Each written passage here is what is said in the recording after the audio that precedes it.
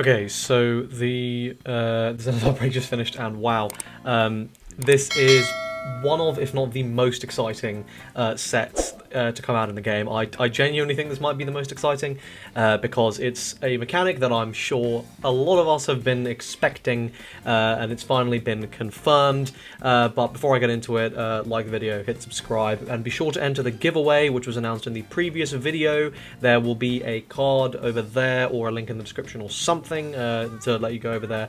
Go, enter.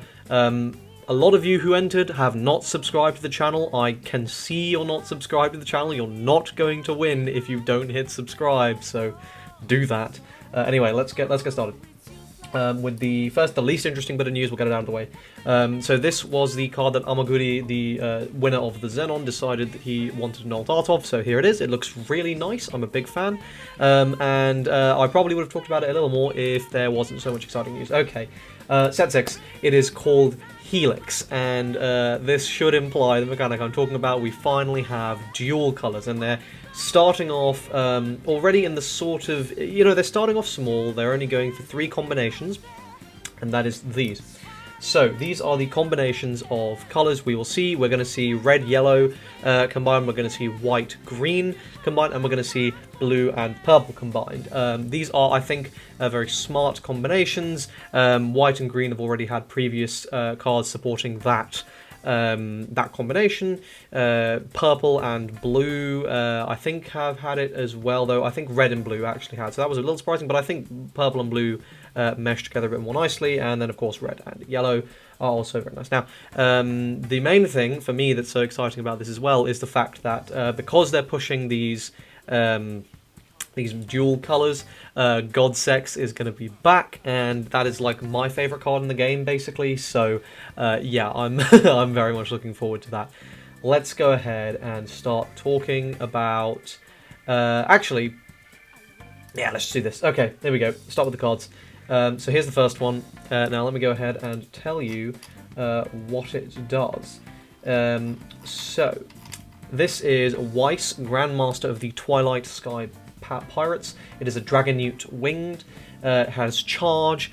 When summoned, if you have a red and yellow mana in your base, one of your opponent's minions gets minus 600 BP for the turn. It's minus 600 BP, and you activate all your mana at the end of the turn. So that is, I mean, ridiculous. That's so strong.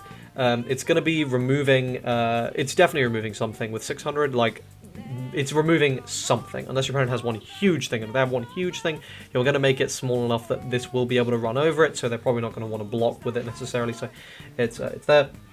But then, as a passive on your turn, when this minion attacks a player, which it will because it has charge, activate two red or yellow minions you control other than this specific card. So you can't reactivate itself and like loop it, but holy shit, it is strong.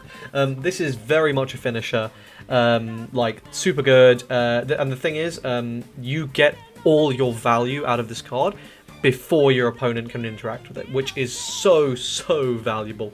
You play this, you're already guaranteeing your reactivation of mana. So if your Phoenix is gone, it doesn't matter. If you didn't have Phoenix, it doesn't matter. Although you probably will be running Phoenix, as it is a yellow, it'll be like part yellow. You're deleting one of your opponent's cards, and when you swing with it, you're reactivating 2 of your cards for additional aggro. So unless you just don't have a board, like if you play this without a board, you're probably losing.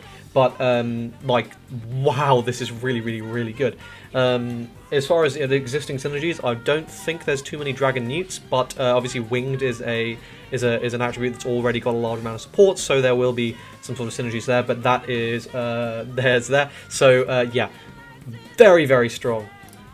Next, we have got the green and white combination, and this is again so strong. This is a soldier and an elf, so that's very interesting. It's going to let you run your Ryusei and all that stuff and just immediately chuck it into this deck, which is obviously great.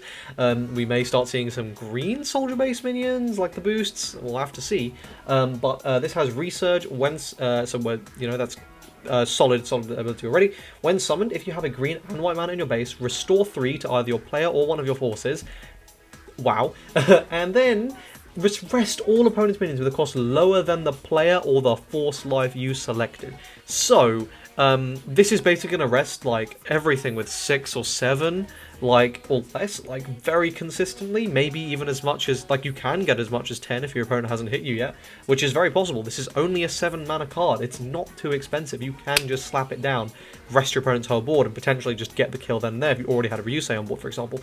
And as a passive, on your turn, your white and green minions cannot be selected by your opponent's effects, which is insane! It's just so strong. Like, both of these cards have been incredible boss monster cards, and I'll say the really exciting thing is this is an elf. And elves, this to me basically confirms that elves are going to be getting a nice amount of support here, so we're finally gonna see the most expensive deck in the game emerge. Finally. I'm very excited. But yeah, super good. And then what I'm personally most excited for, which is going to be blue-purple. This is Ramirez, captain of the Ghost Pirates. He's a sprite monster, so unfortunately not the attributes that I'm necessarily super excited about. I like skeleton and that kind of stuff, but that's fine. This has Infiltrate. When summoned, if you have a blue and purple mana, return a blue or purple card in your trash, other than this, so any card, to your hand. During this turn, reduce the cost of that card to 0. I think it's fairly obvious how absolutely ridiculous that effect is. And then, on your turn, whenever your blue or purple minion attacks, destroy one of your opponent's minions with a cost of 4 or less, and if you do draw a card. So strong. I love the control. It's the way I like to play the game. It's so good. I mean, it's so good. It's so exciting. Okay, now, yeah, I mean, this is the one I'm most excited for. Which one's best? I honestly have no clue. They're all so strong, so build around, like, so powerful. And, like, here's how, here's the base minions as well, which this is confirmed. Presumably every colour split's going to get these, so this is going to be an instant 3 of colour fixing. This is going to be colour fixing that exists until the day this game dies, because now, if you're ever running a red-yellow deck and you need colour fixing, you can just chuck this in.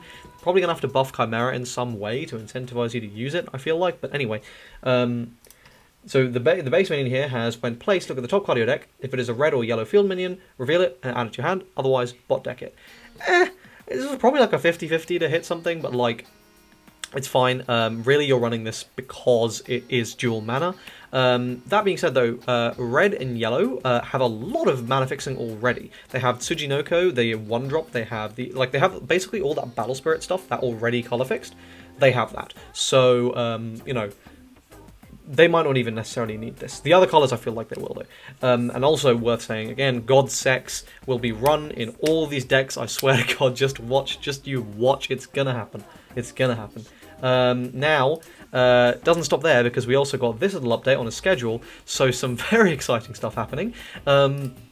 So on the 10th, we're going to get announcement of balance changes.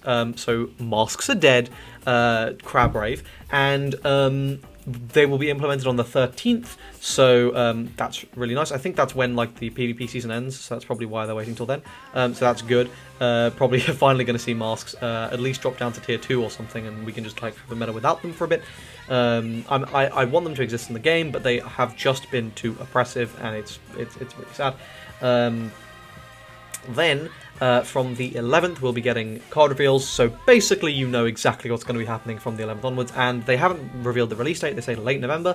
It's going to be the 24th, because that's when the stuff leaves the store. So, like, I don't know why they bother trying to hide it. We all know it's going to be the 24th. They don't want you to be able to use your silver on this. Fair enough. I have 160,000 gold saved up, so I'm not too salty about that. I'm going to be doing, like, a 200 pack opening for this on release. Now, a quick little note about the way the costs are paid here. You can pay this with any combination of these colours, so 3 red is fine, 3 yellow is fine, 2 red, 1 yellow, or any combination of that is absolutely fine, so these are super easy to play out. Man, I am so excited. If you guys are too, leave a like on the video, comment which colour are you most excited for, which of the legendaries has you the most hyped. I'm legitimately interested to know. Which colours do you want them to support in the future, which colour combination, like, for which decks do you think would merge well together? Let me know, I'm interested. Leave a like on the video if you enjoyed it. I think I already said that. Check links in the description for Discords, where you're going to see me basically nutting over this. I failed out November over this, honestly, it's happened. And I will see you in tomorrow's video. Cheers.